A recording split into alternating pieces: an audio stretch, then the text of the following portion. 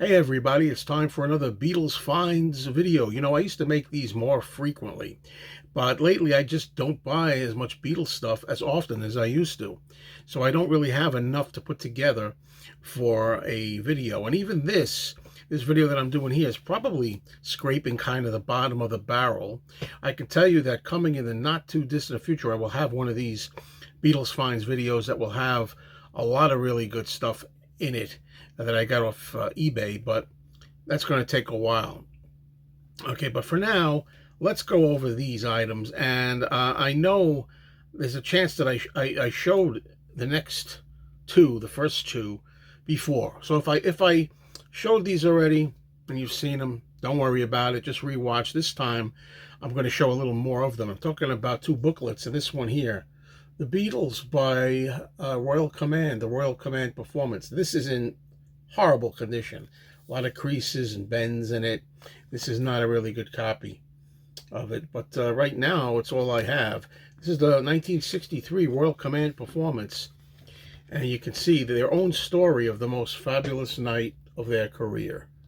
And there are really lots of good photos in here. You can never have too many great photos of the Beatles as far as I'm concerned. And you think after all these years there wouldn't be many more that you could have, but you're finding them all the time. They crop up here, there, and everywhere. See what I did there? There's a good solo Paul shot. I mean, I feel like I could just show the whole book. That could be a video of its own. We wouldn't go that far, but let's just keep going for now.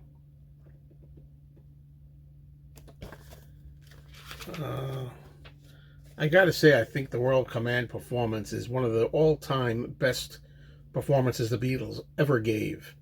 The audience was quiet, not screaming girls, so they could really hear themselves, and they could show you what they really were made of in those early days.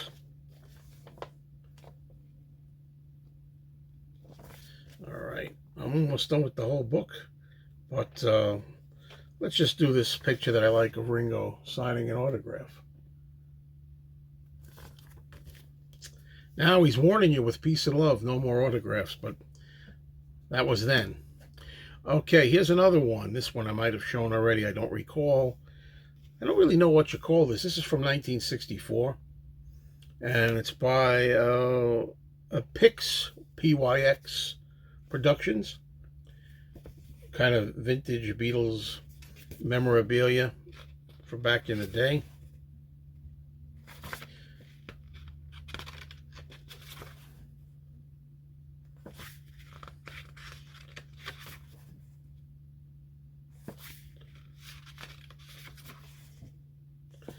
And let's see what other shots we got here.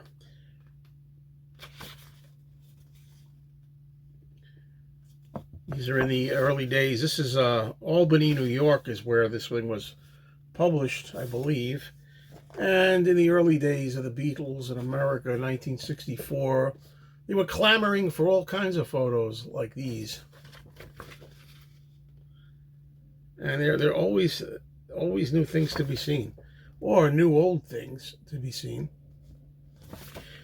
Let's do the centerfold here. All right. Back at the Beatle Fest in March, I got to meet Jay Bergen, who wrote this book, Lennon, the Mobster, and the Lawyer, which I put off buying for quite some time, but I'm glad I finally picked it up. And I got to talk to Jay Bergen. He's a great guy, really nice. And I meant to talk to him at other fests, but I got so bogged down, I never did. Glad I had the opportunity to do it. This book talks about John in court, about what went on with the rock and roll album and the Roots album, the television album that came out, and the Morris Levy mess and the whole thing. So this was really good to finally acquire. This segment is called Mixing and Matching. This is the magic that you get with editing. It's a couple of days later and I forgot to show something, so I'm going to weave it in. Here's a lunchbox, not an original 1960s lunchbox, no. This is a modern day lunchbox of something new, the Beatles American album. Now, As I've often said many, many times to people, I don't really like retro stuff. I like vintage stuff from the time that it came out. I really don't like stuff going back, in the 2020s and trying to make it like it's the 60s and stuff like that.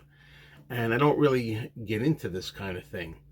This one, though, really jumped out at me. They had a lot of Beatles lunchboxes, and I don't know, when do you see a something new Beatles lunchbox, right? So I said, this one's unique enough, I'm going to pick it up.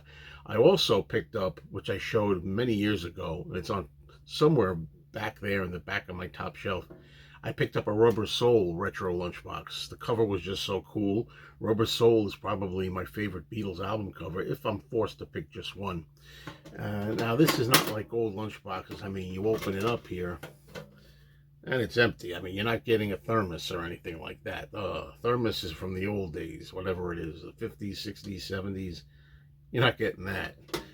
But anyway, here it is. Got it. Okay, I just picked this up today. In fact, this is what inspired me to go ahead and do a Beatles Finds video and put some stuff together. It's from 1992. It's Ringo's Weight of the World single on CD. Now, I know I bought this back in 1992. I probably have it. I'm sure but this was only a couple of dollars, so what the hell.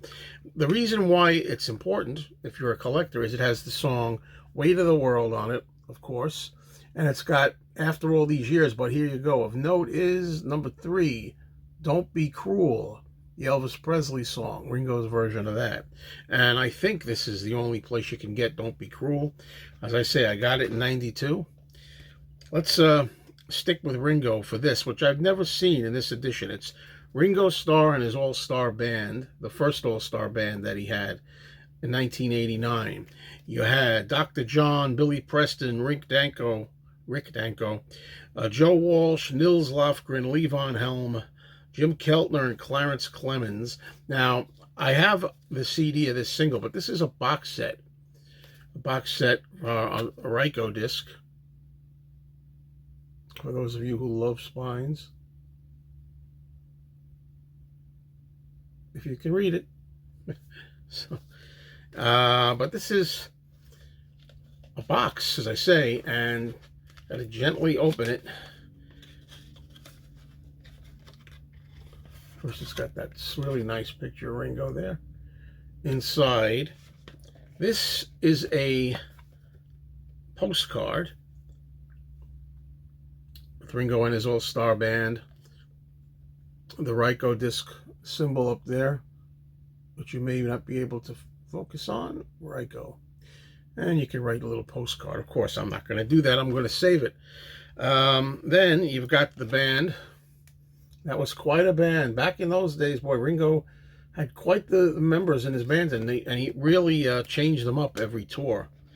And inside, you've got 2 items.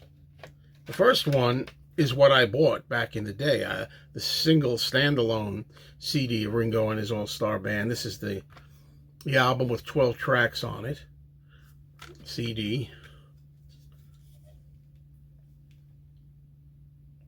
But what's cool about this is it also has a single, Ringo and his all-star band, and It Don't Come Easy.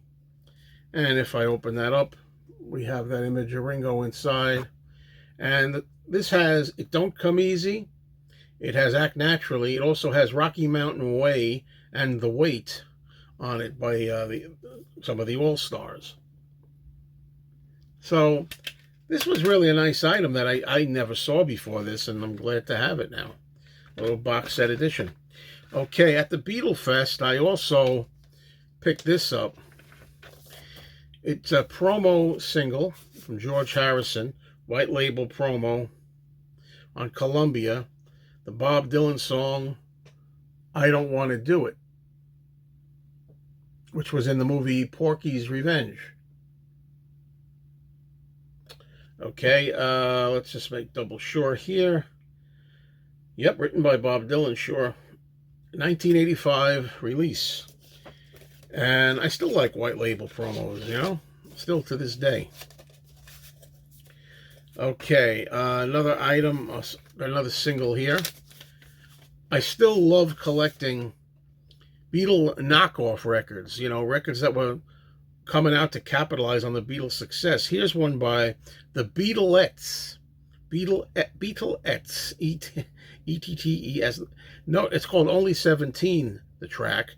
But notice that the Beatlettes, if you can get in on that on Jubilee, it's spelled with 2 T's. And the other side is Now We're Together. Now We're Together by the Beatlettes. The final item I'm going to show for this video, where I'm stretching it, is this album that I'm sure I have already, but this was $1, mind you, and it was in great shape. This is obviously a knockoff of the Chipmunks album. Got some Beatles tracks on here: A Hard Day's Night, All My Loving, And I Love Her, She Loves You, and I Should Have Known Better. And they sing like the Chipmunks, although they're not the Chipmunks. And I wonder, do they even have a title? This is from 1964. I don't know. There's the label. I don't see the name of the little critters on here. Well, so that's it, folks. As I was saying at the beginning, I am going to have another Beatles Finds video in the not too distant future, where I got some really cool items, and I think you'll enjoy them. So tune in then. Talk soon.